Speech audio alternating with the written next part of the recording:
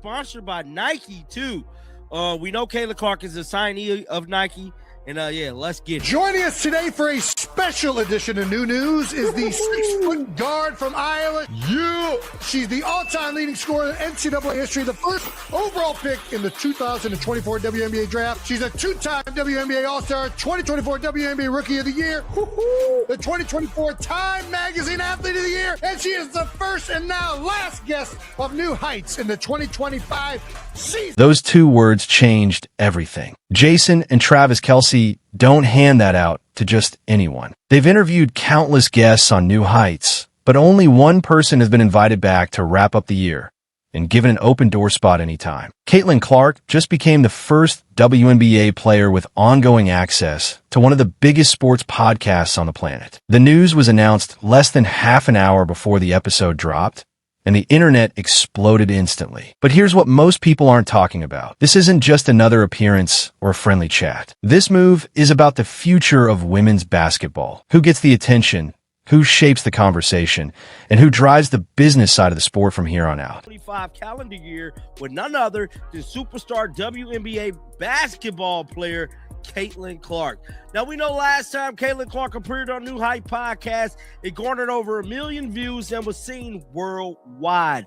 It was one of the hottest interviews to kick off the 2025 year, and I'm here to tell you, to me, it's only right that they cap off the year with Caitlin Clark. Let's put this into focus. When Caitlin Clark first appeared on New Heights in January 2025, that episode topped 1 million views and became one of their biggest interviews of the year. For comparison, most of their NFL guest episodes land between 400,000 and 600,000 views. Caitlin Clark didn't just beat that, she nearly tripled it, all while playing a league mainstream sports coverage still treats like a side story. The Kelce brothers see the numbers. They know how valuable strong content is. Travis just signed a reported $100 million game show deal with Amazon, and Jason is building his own media brand after retirement. They don't use their platform for something that won't deliver. And the demand for Caitlin Clark content isn't just real, it's undeniable. This is what she put out 2 hours ago. She stated 2025, you were a year, ...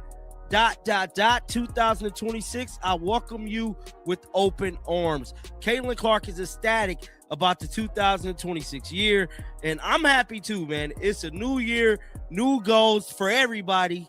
And guys, be sure to set y'all some New Year goals too. This is Caitlin Clark. Look like she, posted some behind the scenes. Now look at what she put on Instagram just 2 hours before the New Heights news dropped. Those behind-the-scenes photos send a message the WNBA shouldn't ignore. She's courtside with Steph Curry at a Warriors game. She's at a wedding with Lexi Hull. She's taping with David Letterman. She's showing up everywhere except where the league's marketing team is trying to push her. Here's the part many people don't want to say out loud. Caitlin Clark is building her brand outside the WNBA system. She isn't relying on the league's media deals or promotional strategy. She's connecting directly with top platforms in sports and entertainment, and they're welcoming her because she brings attention and viewership that most WNBA players simply can't match. Happy and jacked up there. I don't know who this is. Got to be family or friends or something there. This looked like jersey retirement ceremony there. Kelce Mitchell, this was the last game here. We all remember that. This was probably on their way to a game. This is pretty dope. Because we ain't never seen these pictures. I think that's an Iowa hat. No, this is probably from the David Letterman. Now, we all remember she did David Letterman, that show. This is from the Anika Golf Tournament 2025 right here.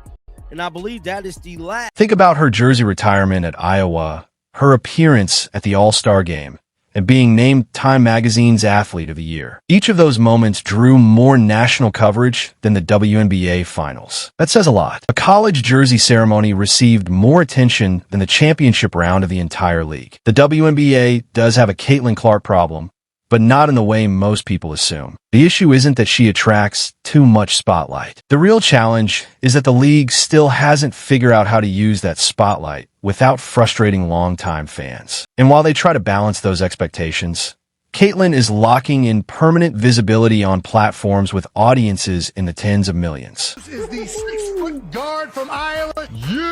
She's the all-time leading scorer in NCAA history, the first overall pick in the 2024 WNBA draft. She's a two-time WNBA All-Star, 2024 WNBA Rookie of the Year, the 2024 Time Magazine Athlete of the Year, and she is the first and now last guest of New Heights in the 2025 season. Let's go! 92%ers, please welcome back to the show, Caitlin Clark!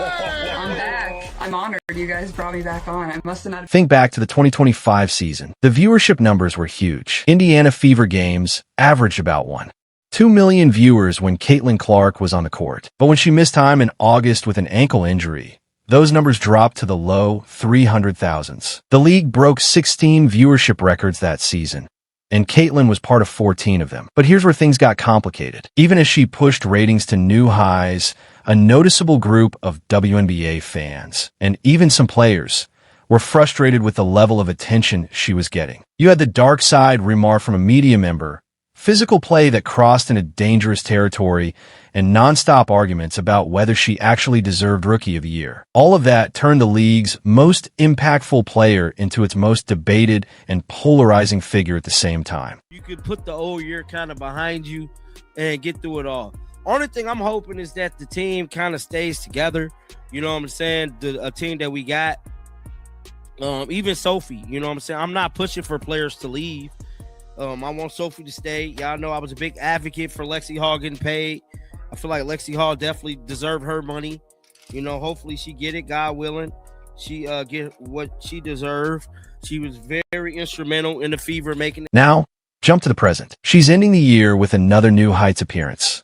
And that timing isn't random. The WNBA season wrapped in October. Free agency is mostly done, and the spotlight has shifted elsewhere. But Caitlin Clark is staying visible by teaming up with platforms that recognize her impact. Even the sponsorship matters. Nike is backing this episode, and that's no coincidence. They signed her to an 8-year contract reportedly worth $28 million. The biggest shoe deal in WNBA history. Nike isn't just betting on her skills. They see her as a cultural force who reaches far beyond basketball. And by connecting her to New Heights, they're keeping her in front of millions during the off-season, a time when most WNBA players fade from the public eye. Of the 2025 season, she literally gave the team a new life. You know, with Caitlin Clark, she filled that role. She was getting her own buckets, and she was able to facilitate the floor. Ari McDonald was the biggest signing of 2025. Get down in the comment section.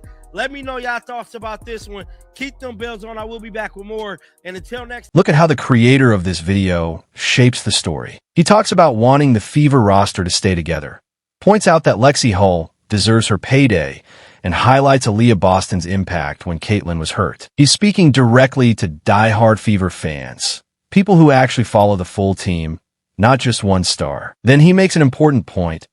Aaliyah Boston might have been the most impactful signing of the 2025 season. It's a strong statement considering all the off-season moves, but the facts support it. When Caitlin went down with that ankle sprain in early August, most people thought the Fever's playoff chances were done. Instead, Boston stepped into a bigger role, kept the offense moving, and helped the team stay in the fight until Caitlin returned. That signing didn't just help, it kept their season alive. I'm out of here, baby. Peace out. Here's what this New Heights appearance really signals. It shows who controls Caitlin Clark's story moving forward. It's not the WNBA's broadcast partners, not ESPN, and not the league's marketing team. Caitlin and her camp are choosing where she shows up and how she's presented. The permanent invite changes the entire dynamic. It gives her a platform she can return to whenever there's news to share. A shoe release, a playoff push, a contract extension. Whenever something major happens, she can go straight to New Heights and reach millions of sports fans who may never watch a full WNBA game, but will always tune in to hear her talk with the Kelsey brothers. And that's where the tension is. The WNBA needs Caitlin Clark more than Caitlin Clark needs the WNBA. Her financial future goes way beyond her league salary. She earns more from sponsorships than she'll ever make on the court. Her Instagram shows her traveling, connecting with high-profile athletes, and expanding her reach into spaces outside women's basketball entirely. The league should be thrilled. In theory,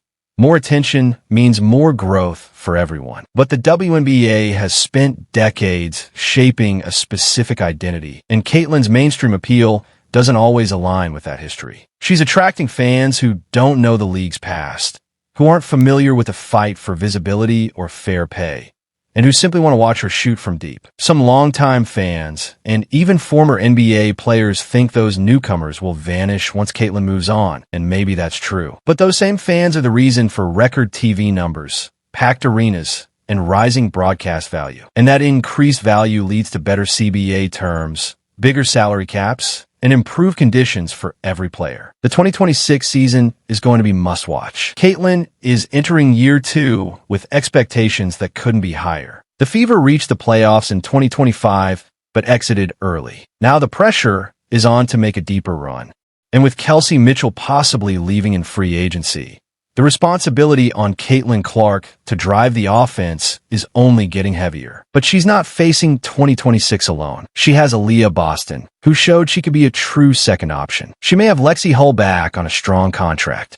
And she has a coaching staff that now understands how to build a full system around her strengths. The pieces are in place for a leap forward. More importantly, she has leverage. Her partnership with New Heights gives her direct access to fans. No media filter. No spin. If controversy hits, she can tell her side. If contract talks get messy, she can shape the message before the league does. That level of media control is something no WNBA player has ever had. The permanent invite isn't just a fun headline.